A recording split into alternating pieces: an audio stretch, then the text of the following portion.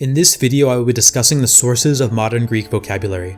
One of the most interesting aspects of the Greek language is that it is incredibly conservative due to social, historical, economic, and especially religious and literary factors. Greek has a literary tradition that was established very early and which remained very influential for many different cultures over many millennia. It often happened in the history of the development of Greek that as the language was naturally moving farther and farther away from its ancient forms, it was called back and reformed by force to include archaic words and constructions. The ancient language has enjoyed so much prestige and remained so valuable that it continued to exert enormous force on every form of the language at almost every period in history, including today. Words take on new meanings or get limited to certain specific meanings, but especially in the literary language, all possible meanings that a word has ever had, from Homer to yesterday's newscast, are potentially open to an author. Thus, given the right context, a single word of modern Greek can recall the entire tradition. While English changed very rapidly, and Latin evolved into the Romance languages during a period of about 500 years, during which there were very few schools or military and political institutions which would have preserved the ancient language and slowed its change, Greek changed very slowly. There are three main reasons for this. The first is Greek's nearly continuous literary tradition. The second is because of the use of a conservative form of Greek in the military and in the state in the Eastern Empire until 1453. And the third is because of the central role that an Atticizing Kini plays to this day in the Greek Orthodox Church. In fact, it may be best to say that the Greek language changes, but never throws anything out completely.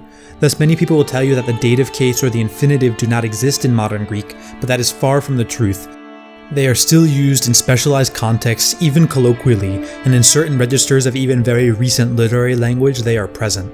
If you are interested in this topic, I highly recommend these three books. The content of this video is highly indebted to these works, especially Browning's Medieval and Modern Greek, and is augmented by my own ideas and examples. The majority of modern Greek vocabulary falls into one of the following 14 categories.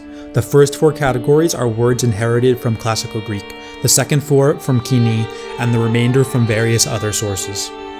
There is a very large set of words in modern Greek that are continuous in both form and meaning with Classical Greek. For example, adelphos, anthropos, thalassa, allos, mikros, grapho, agapao, fevgo, agorazo, ego, Allah, and many others. Note that oftentimes demotic words exist side by side with the classical word. So doulia means slavery as in the classical language, but doulia means work or job. Also, selini is the scientific or poetic word for moon, but fengari, which is a diminutive from classical fengos, is a demotic word. An English speaker can get an approximation for the two registers of Greek through what are called collateral adjectives, whereby a noun of Germanic origin is paired with an adjective of Latin origin, as in moon and lunar, cow and bovine, father and paternal. There are also many words which are continuous in meaning from Classical Greek, but which have undergone regular phonological and or morphological change. One very important rule is that demoticizing variants of Greek drop unstressed initial vowels.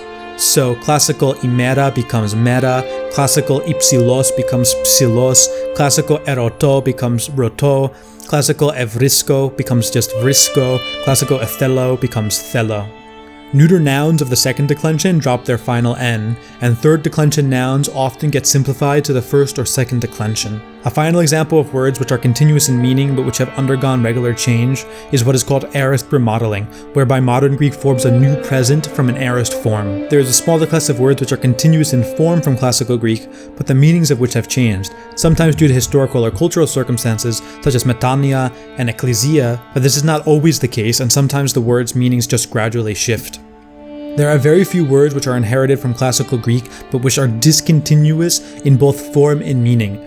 One example is the verb skotono, which means to kill, which comes from the classical word skotoo, to darken. Here we see that not only has a regular morphological change taken place, but the meaning of the word has shifted. But it is interesting to note that already in Homer, darkness was a euphemism for death, as in the formula ton des skotos opse kalypsen.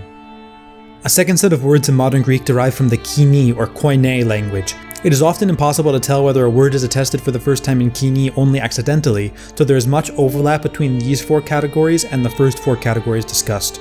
Group 5, words which are continuous in meaning from Kini but with regular sound change, is perhaps the most important to mention here. One of the main differences between Attic Greek and Kini is the replacement of many words with complex declensional patterns with simpler words. For example, ploion and kleidion replace nous and kleis, and it is these simpler words with regular phonological and morphological change which survive in modern Greek usage.